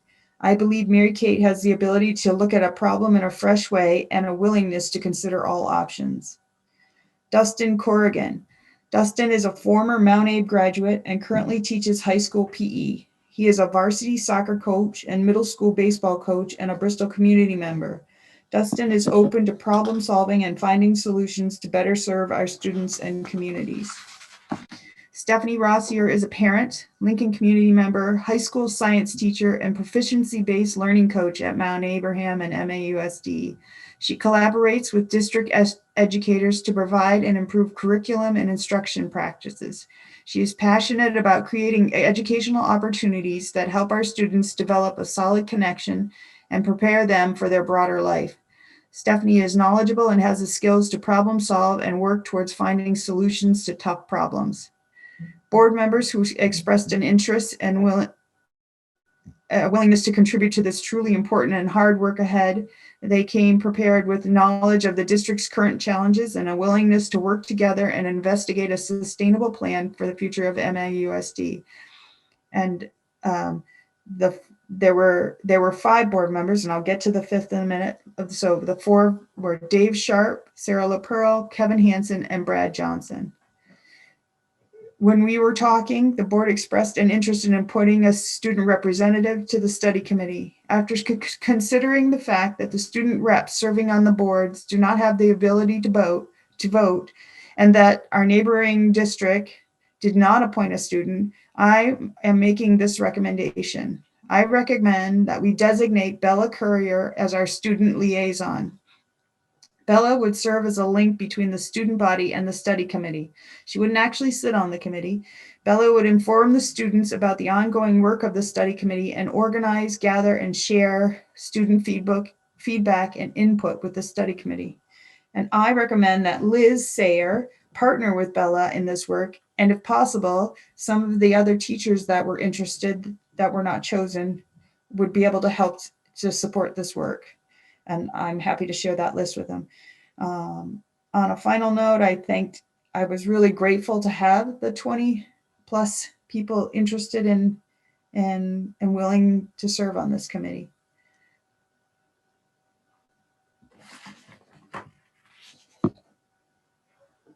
So that was the recommendation that I presented to the board as per our discussion at that joint meeting. And I think we didn't have everyone in attendance at that meeting, so everyone might not be aware of the discussion at that meeting. And the discussion was that the chair would recommend and the full board would approve it in that fashion. So I took the direction from what the board said at that meeting.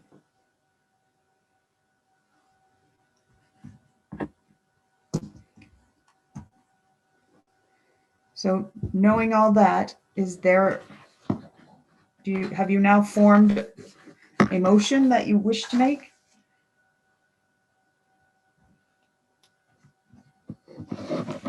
Brad. Yeah, I would propose the following motion, that we accept the recommendation of the board chair for the committee and that it move, expeditiously forward, but that we pursue our collaboration with Addison Northwest through an informal means rather than through the 706 process.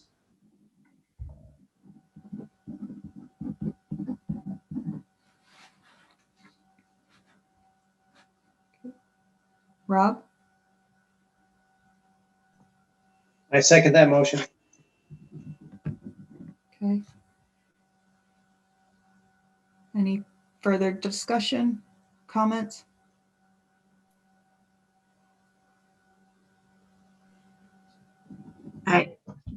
I guess I'm just wondering, sorry, I didn't raise my hand. I don't know if anybody else was going to say anything.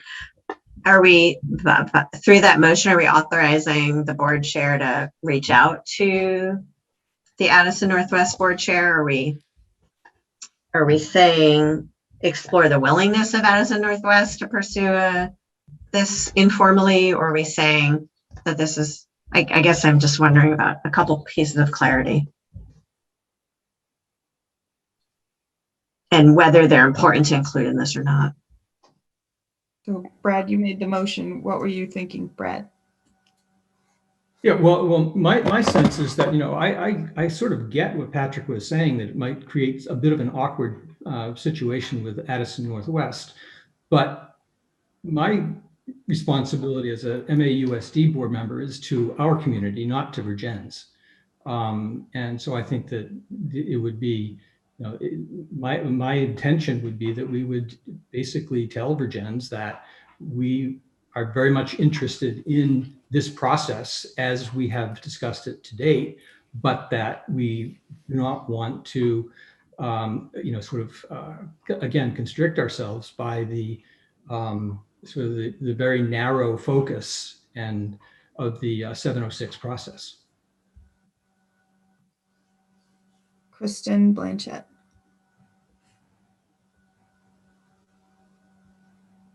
Oh, you're muted.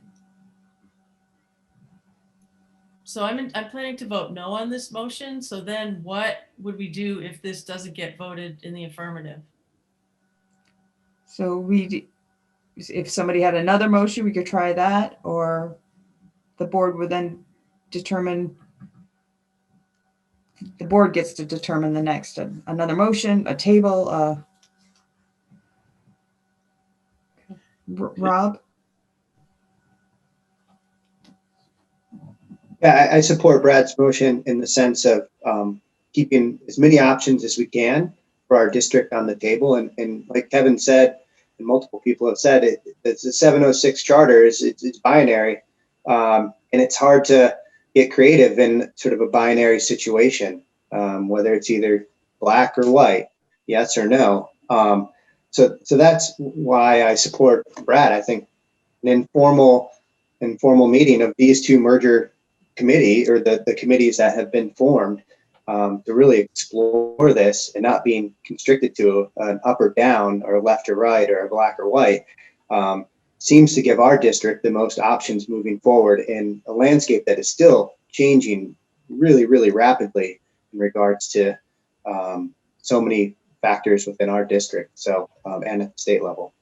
That's I support removing the 706 power, but maintaining moving forward with a merger committee investigating all the options. Just a process point, Don. So this board has already voted to form a 706B.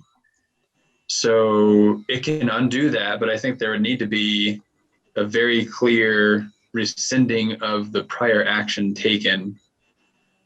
And I think Brad's motion does that, but in perhaps a less clear way, that it's rescinding a decision that was already made by this board.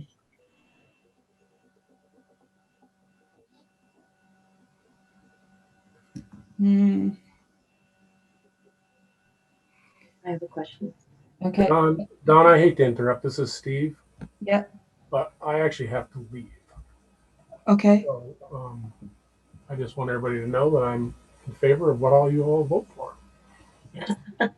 Well, And have a good night. See you in person in August. All right. Okay. I don't know, Patrick. I would have to have somebody, I don't know what that does to it, because the language is kind of loose to pursue, but I don't know if that undoes it.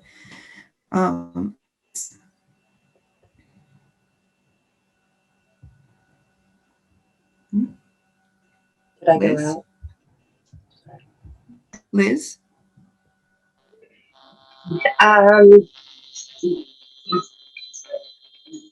Well, for instance, here's the challenge I see is that, say if it rounded out that we did want to do something, and then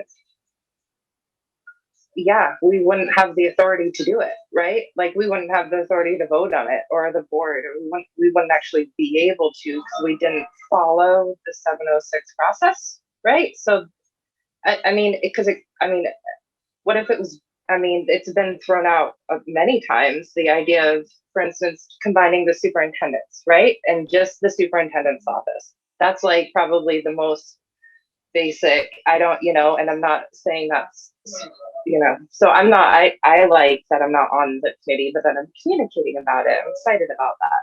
And so what if we do this and we find something and we find a way to get some great savings by doing some great thing, but then we don't have the authority to actually follow through on it without another year's process of doing so. And these might be things that we come across that we really need to be able to do in order to make another plan work. So I just wouldn't want to lose. And people signed up assuming that they had some authority on this board too. So I don't know. Sorry. Okay. Sarah LaPearl? I feel like we had a really lengthy conversation about this at that joint meeting about the pros and cons of 706B. And that was why we ended up going back and forth, and we made an adaptation to it. And then we ended up with what we had. And so that's my first point. And the second point is that under the consent agenda, it said approve the merger study committee members. So I don't understand how we can make this an action item that has something that was totally not warned and changes the whole story at this point in the game. So to me, I feel like our only option is to say, are we approving these merger study committee members? Thanks. Thank you, Sarah. Kristen Blanchett. Yep, you're still muted. Sorry, this motion gives us less options, like Liz pointed out. I think that we can explore all the options under the current charge and come out with a good solution once we have more information. So again, I think this motion gives us less options down the road. Okay, and Sandy.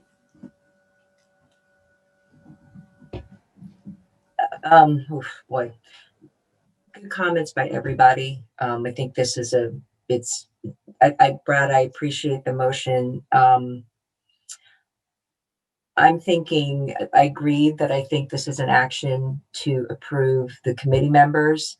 And maybe it's something that we need to add as a separate action to make a recommendation as an MAUSD board to have the committee discuss with their counterparts in Virgins whether they would, because I really think that if everyone says we have no problem with having our boards, approve it before we actually put it to a vote, because we don't want to go forward if the boards don't want it. I could see them wanting, that kind of support before going forward. Then I imagine we could work something out, once again, because we would have to reconsider, I think, the 706, because we have already given that approval. We would have to figure out a way to, I agree with Patrick, of rescinding it, but I would just like to have the committee think about it and imagine the board members to raise that if we approve them as committee members to, now that we've looked at it more closely, what are the recommendations? And also as a board, we may, as an action item as a board, decide that, again, that we may want to rescind the authority if I think we're capable of doing so as a board. I don't know exactly how that works. Okay, anyone else? Okay, so Kristen, what does your cat think? The cat weigh in, please. Not sure. Not sure. All right. So the motion is on the floor to accept the recommendation of the chair for the committee and pursue collaboration with Addison Northwest School District to find an informal means and not use the 706 structure. So I'm going to go through the list. Krista, are you in favor, opposed, or abstaining? I'm sorry, I'm a little bit confused. I want to support your recommendation and I want to support the committee moving forward, but having these conversations. So if I vote yes, is that what's happening? Or are we? I like what Sandy said, and I want to do that. Okay, but we have is this to the go right on, motion? we have to It go on sounds like Brad's it, though. motion. Sorry. So Brad's motion is to accept the recommendation of the chair for the committee, but also to pursue collaboration with Addison Northwest to find an informal means to investigate merger options, not the 706B. So I don't hear that as we're requiring, we're pulling out, or anything like that. I hear that as we're asking that to be brought to the table. That's the way I hear it. I guess it depends on how each individual hears it.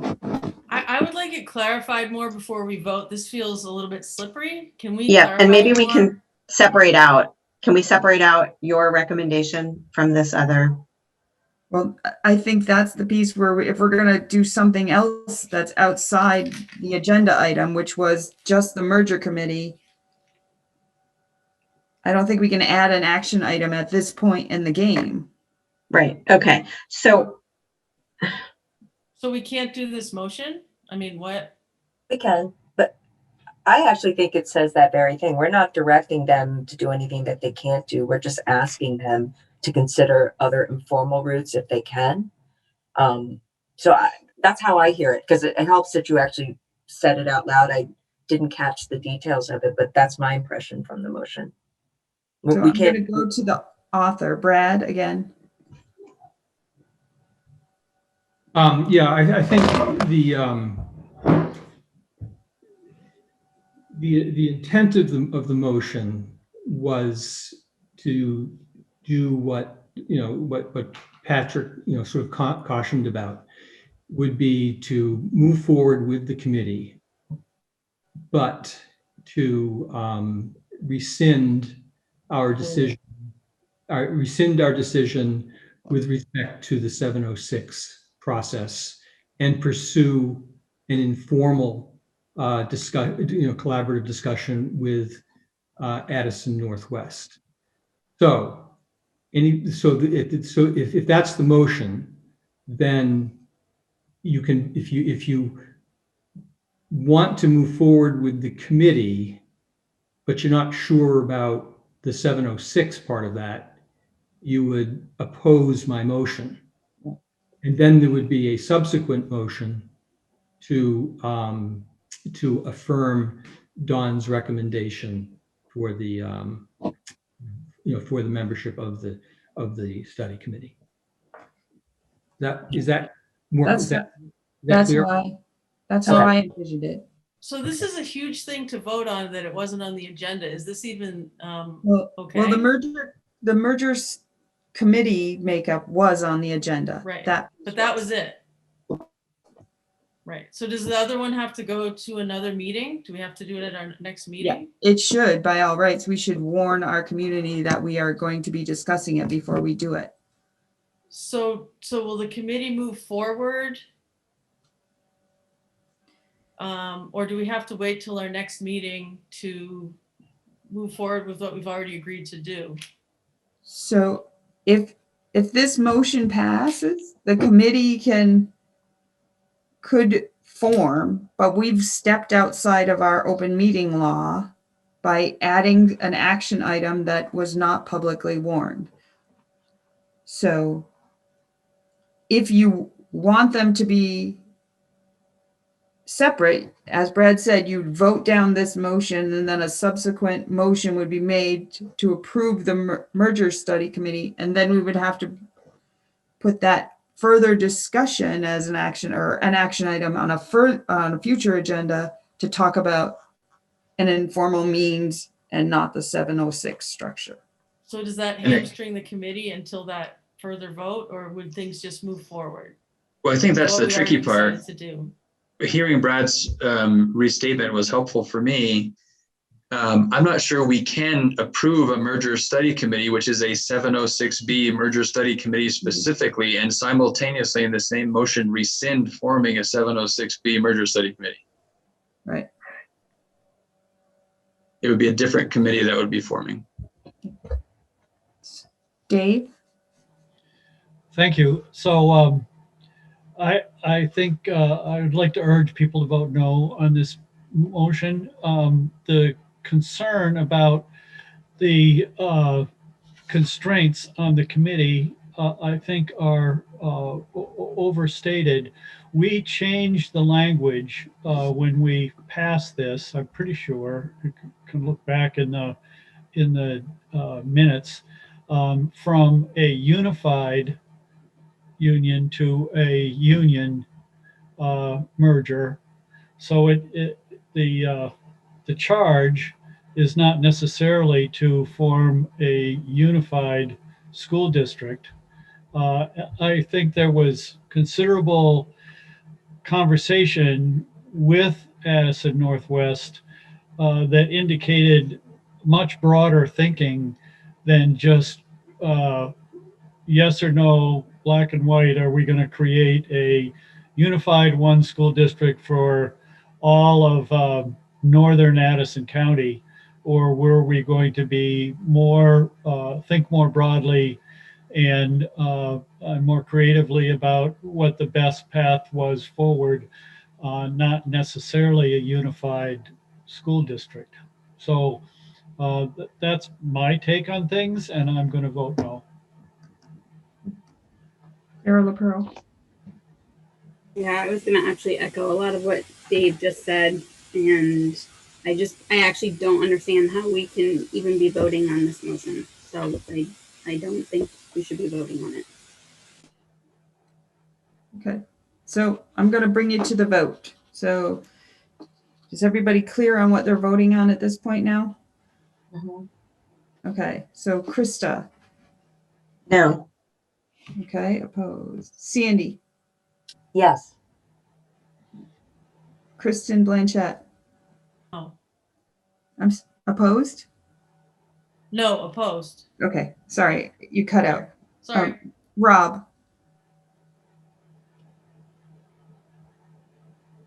I'm going to vote yes. Dave Sharp. No. Kevin Hansen. No. And Steve's gone. Brad. Yes. Andrew. No. Liz. No. Sarah. No. And Annie's gone. 7 are opposed and 3 are in favor, so that motion does not carry. Sandy. I would like to make a motion to approve the 706 recommended study committee with a recommendation added to consider other informal processes that include whether each school district should be included, informal or formal, included in being permitted to vote before it's taken to an Australian ballot.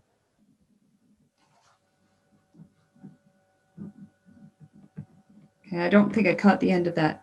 To Before approve it's merger study committees with a recommendation to consider other formal or informal processes To allow each of the school districts to vote to approve the proposal if the proposal is to merge before it's taken to a vote to the community. And I think it's Australian ballot is what the is required by the rule.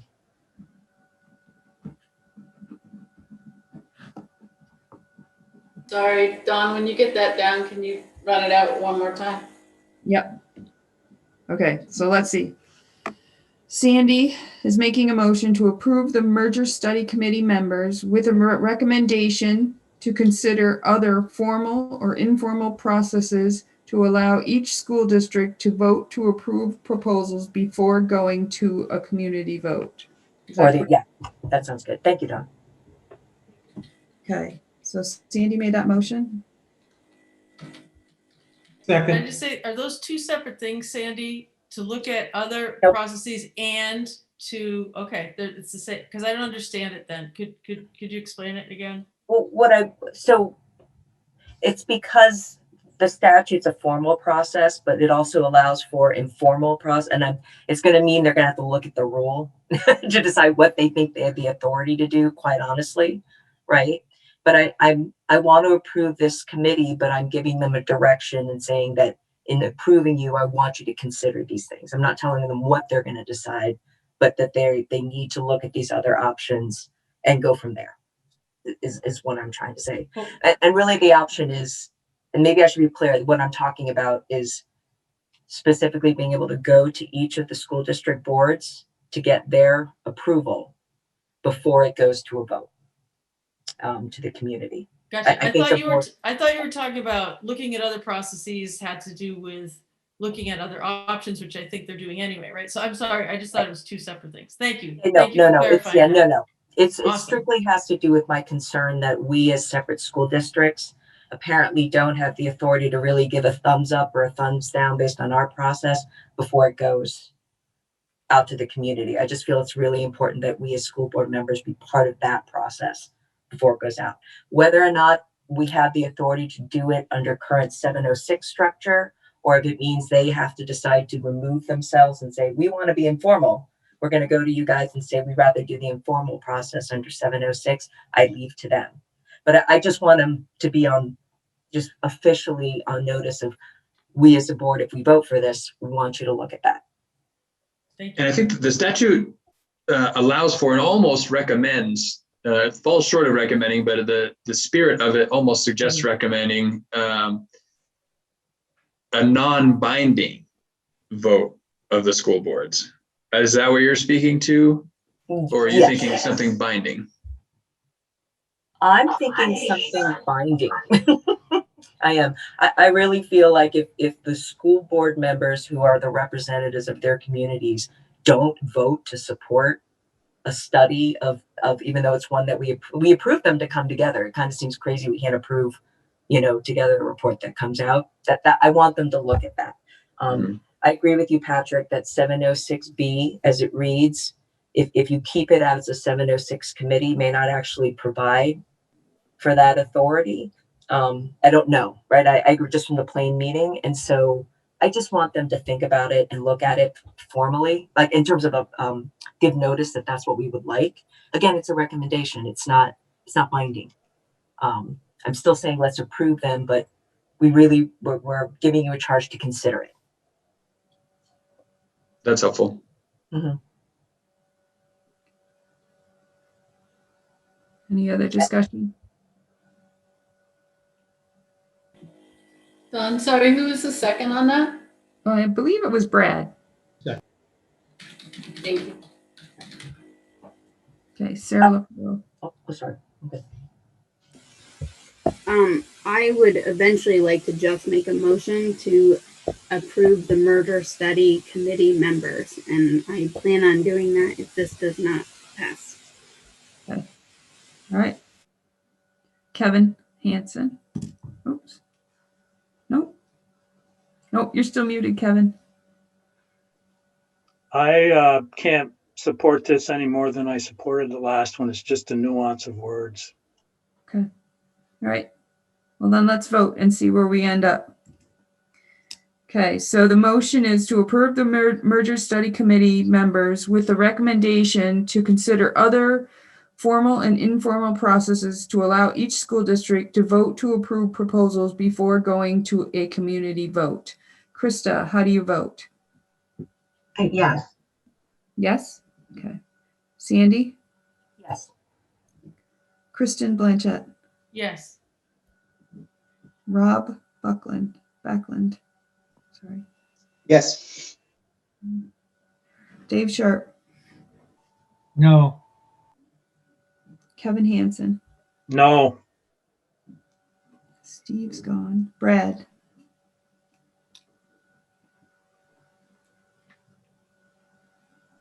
Brad? Oh, sorry. Yes. Okay. Andrew? No. Liz?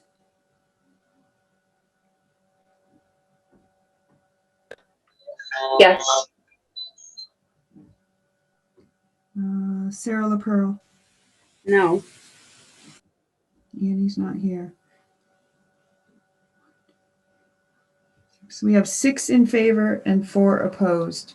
So this one passes. So this approves the study committee members as recommended and then includes that recommendation. Okay. All right. I don't think we need another executive session. Is that correct, Patrick? Okay. Is there any other public comment? We have a few people that hung on. So any public comment?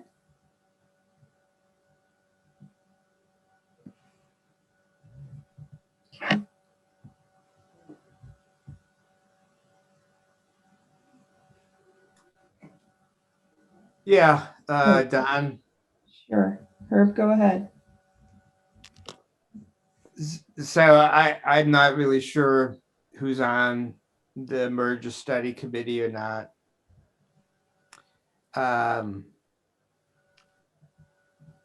My sense is that people are going to be quite concerned about the work of the study committee and could very well change articles in an eventual merger to rescind the current right to vote before school is closed. I had hoped that the board would take this opportunity to try to bring on to a committee people that have a different view. And I'm disappointed that the board chose not to do so. Thank you.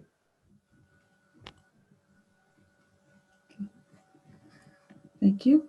Any other public comment? All right.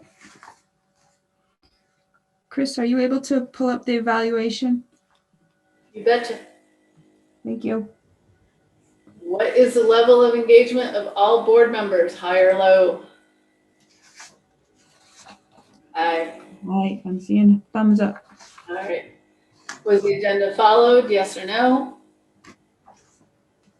Yes. No. Any comments? We did pull an item out of the consent agenda.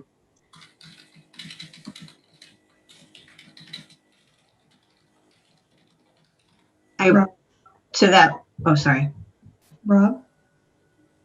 Yeah, I just had I guess a process question in regards to the agenda. When that agenda is warned to the public and there are links, or there could be possible links that say like under separate cover, at what point are those public versus board documents? Because we get stuff under separate cover that I guess if it was put together ahead of time would be a link that a person in the public could click on prior to our meeting. Is there a process piece there, or so I guess I'm confused. So I kind of explained that, like, if I was coming to a meeting and I had a document that was under separate cover, I would bring paper copies and I would share them with everybody. Then that becomes a public document and is included in the minutes. It often happens. People are human. We forget things, or things don't go as smoothly as we thought, and that we got the information ahead of the agenda, that we have to bring something to a meeting. We don't like to do it, but sometimes we do. And when we do, when we have the meeting, then it becomes a part of our minutes and it's documented in that way, just like if we passed out a piece of paper at a meeting. Kristen Blanchett. So can things be posted online when we get them, or added to the agenda? Are they added to the agenda, or? The way we do our agenda doesn't allow for the document to be added because it would have to be recreated. There might be another system, because I did hear Virgin's has more of a live system, but I didn't understand it, what they used. They were able to add documents even after the agenda was posted. It could be more of like a Google Doc, like a live thing. Yeah, I don't know what system they use, but when we post an agenda, that's the one. In order to rechange it or to add anything, it has to be a different agenda, which then changes. The first one's not any good, and then there's a second one, and Right, it's more like a PDF sort of thing. So yeah, if we could do that, I mean, if I facilitate that, calling them to see what they use, because you have enough to do, Dawn. So let me know, because I think that's really important, and it would help me to have one thing and not be clicking back to. It's no one's fault. Technology is changing for the better, so let's use it. Awesome. Yeah, next time I talk to John, I'll ask him what they use. Krista.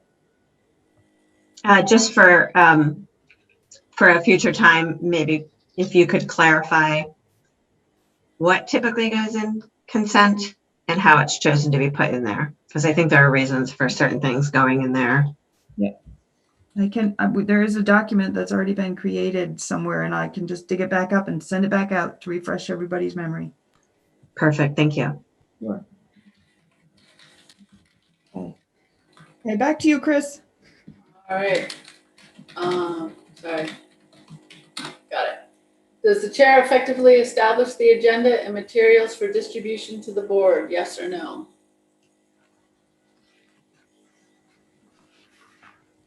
Going with a yes on that one. Any comments?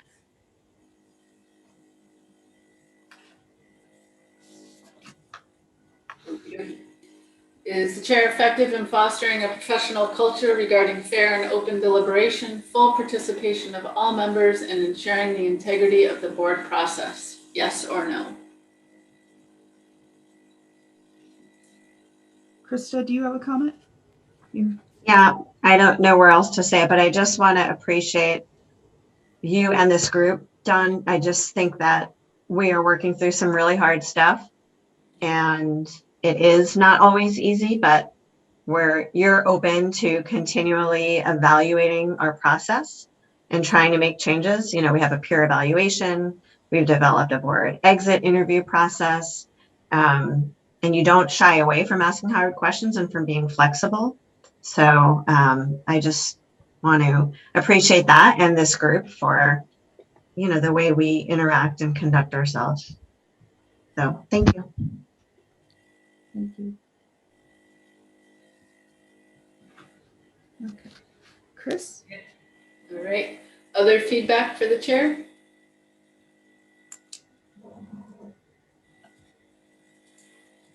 Okay. What went well with the meeting?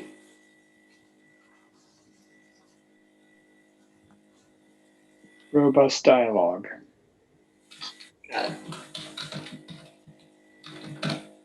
I appreciated everyone being patient and listening to each board member and what they had to say. I thought that was well done.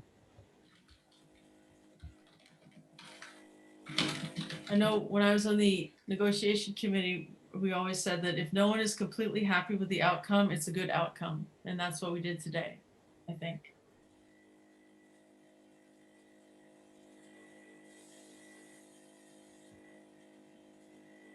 Anybody else? Okay. All right. Final question. What suggestions do you have for ways to improve future meetings?